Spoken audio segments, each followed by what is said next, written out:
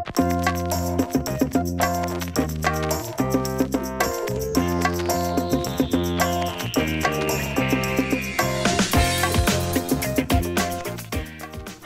I'm Kathy Gallin, Legislative Lady for Signature Healthcare. In this series, we invite lawmakers into our facilities to see how the policies that they enact affect the lives of the residents that we care for. In this episode, we interviewed Senator David Simmons, the minority whip in Florida. Senator Simmons also met with our resident council. Take a look at the interview.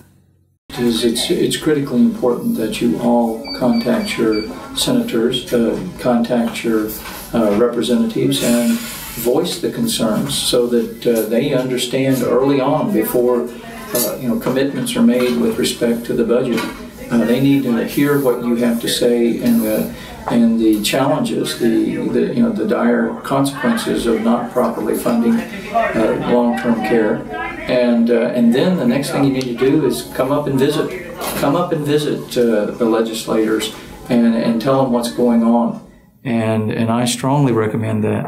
And then I guess what we've all got to do is we're going to have to do some reprioritization. We're going to all have to come up with some good ideas to make sure that that long-term care, education they're really sacrosanct, and we need to make sure that they're protected.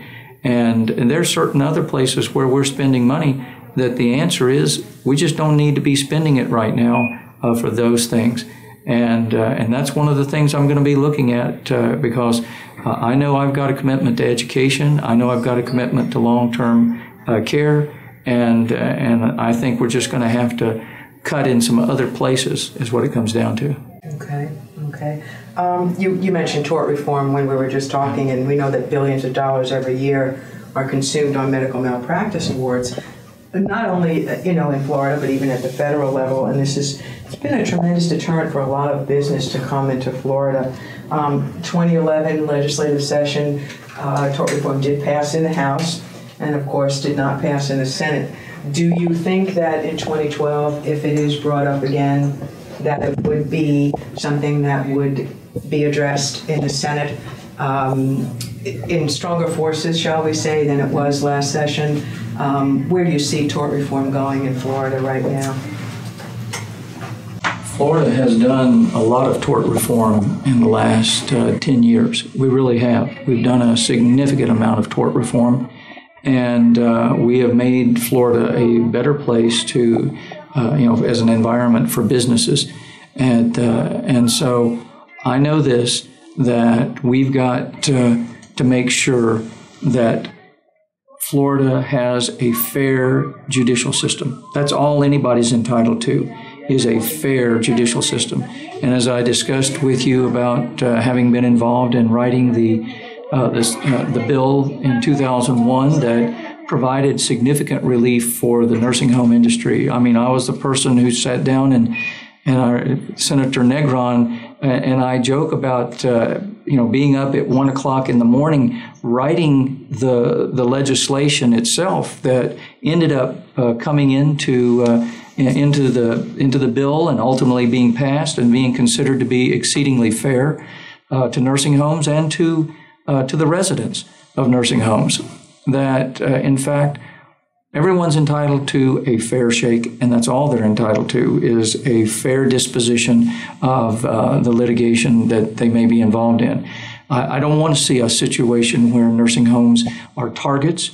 I don't want to see a situation where nursing homes are overly burdened by litigation, or burdened at all by litigation. What we want, however, is to make sure that we don't make it so that there are horror stories about nursing homes. And the way to do that is to assure that there's adequate funding for nursing homes. See, the goal for nursing homes is not to have reduced care and then have to worry about litigation.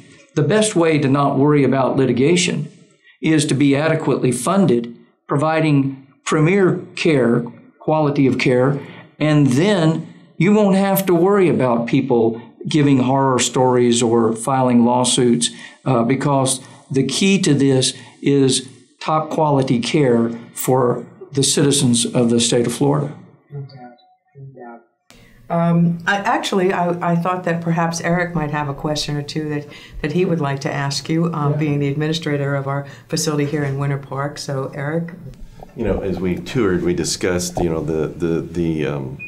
difference between revenue and expenses and that. And one of the things that I've been working on here at the facility, being that we're 34 years old, is I've been working to achieve a certain financial level of income to then be able to use that going to a lender to get a refurb. Because the aging of the physical plants is also a process that's, continuing to move forward. And Florida is probably no different than, other parts of the country as far as facilities aging.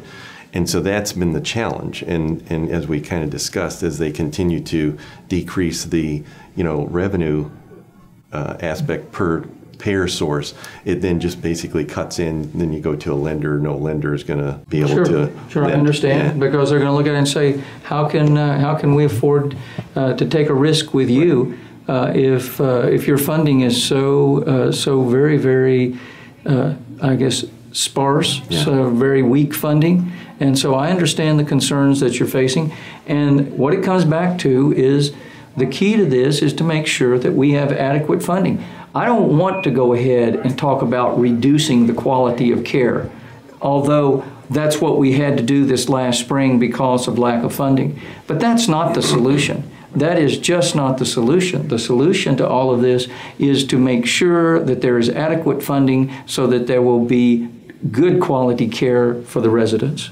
Well, the other thing, too, is more of a comment, is kind of to encourage you and to encourage your colleagues, because one of the things, I've been in Florida since 1994, and several years was very active in going to Tallahassee and doing lobbying efforts, was that from year to year, it seems to change every year. So it doesn't seem that there's a real long-term goal, a long-term plan, which makes it very difficult for everyone involved. You're talking about a long-term plan in the legislature? Yeah. Yeah. Well, the part of that's term limits. I mean, the fact of it is that there's always a new face in the House of Representatives and also, new faces in the Senate. Sure. And so people come in, they have to relearn or either learn for the first time the system. And so I can tell you that that's where, and I'm in favor of term limits, but what I want to say to you is that that's where it's incredibly important for you to continue to be up there, right, educating the members of the legislature as to what's going on.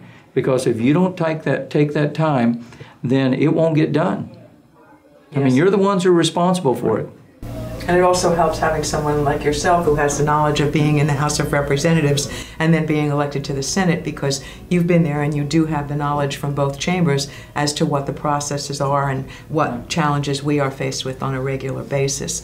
So we thank you for that as well, Senator. And I look forward to coming and visiting you up there. Well, look forward to it, and I know that that my door is always open to have you there, and we'll discuss this even more. Good. Well, I appreciate that.